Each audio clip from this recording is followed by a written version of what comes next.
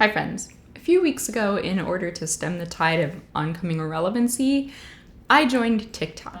If you, like me, are older than 20 and have never been to TikTok, and by the way, you should go, it's lovely this time of year, let me tell you what it's like. When you first log into the app, there's no tell us your interests. There's no find friends from your contacts. There's no suggested accounts that they make you add to fill your feed with personalized, algorithmatized content. In fact, even calling it logging in is a stretch because it let me make a whole ass video before asking me to make an account of my own. TikTok does not mess around with any of those tactics to mine your data and make you a daily active user before you get hooked. They just show you a video. And I don't know what video, go see for yourself, but for me, it was two teens who had stuck their arms and legs through their hoodie sleeves and were wobbling around like little turtle people. You watch that video and you swipe up and you get another one. And that loops until you swipe up for another one. And you watch one more and another and another, and the videos keep coming and they don't stop coming, and you keep swiping and swiping until you look up at 2 a.m. in a cold sweat and you admit the deed, tear up the planks. Here it is, the beating of his hideous heart.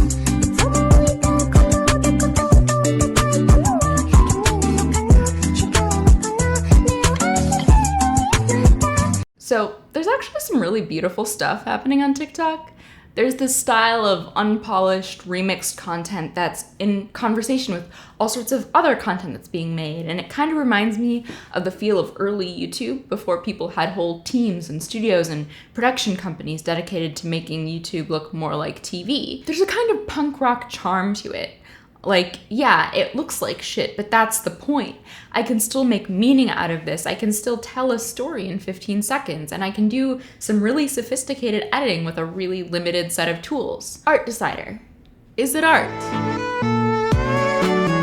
TikTok also brings back something beautiful that died with 140 character Twitter and the 4-minute YouTube video, and of course, Vine. The art of being concise. As the standard runtime for YouTube videos approaches the length of a TV sitcom, whether they actually merit being that long or not, there's something really special about watching a 15-second long video, because they're not leaving in a bunch of unnecessary filler to hit some arbitrary 10-minute golden threshold of watch time.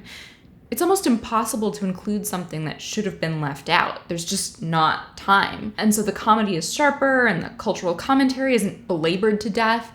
The creators get to the point and just move the fuck on. And it is the hill that I will fight and die on, that just because you can keep all 45 minutes of your rambling in on YouTube doesn't mean you should. I think that sometimes putting arbitrary constraints on your art can make it better, because you're working within this creative challenge. And that's not to say that all of TikTok is high cinema, although it might be. There are still problems with TikTok, and especially with me being on TikTok.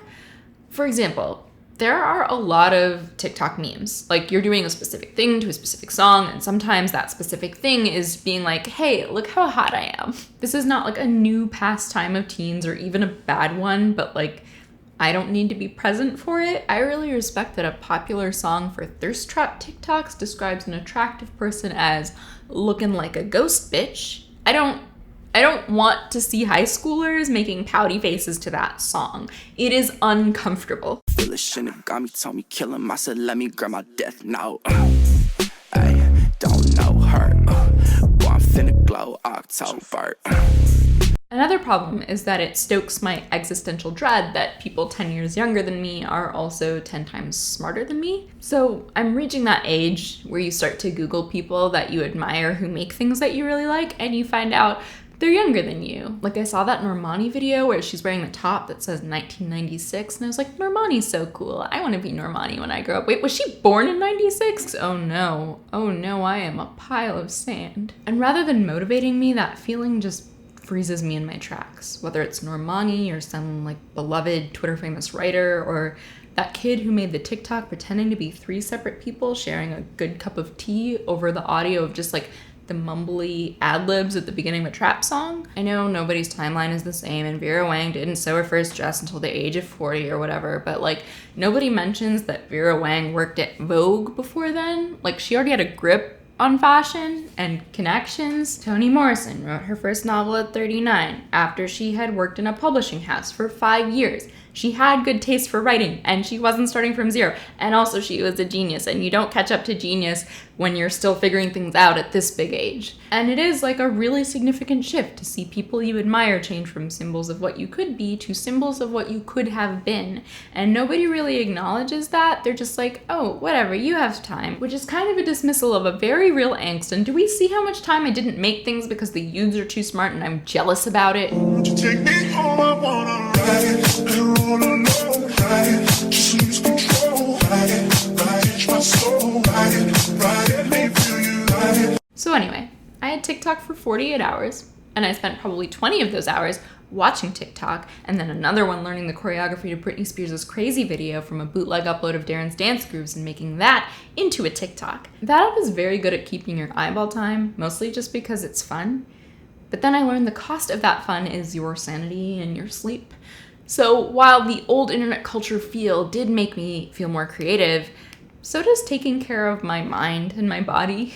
So I deleted the app, and then I got it back again, and then deleted it. Look, we're about to have a very unhealthy on and off again relationship, so just follow me and we'll never speak of it again. In the comments, please describe your favorite TikTok in 10 words or fewer. And if you haven't seen one, there's probably some like recommended videos over here that are just TikTok compilations. Anyway, if you like this video, a couple ways you can support me. 1, click the notification bell so that you never miss a future video. 2, go to my Patreon and pledge to get some exclusive perks and help me make more of these.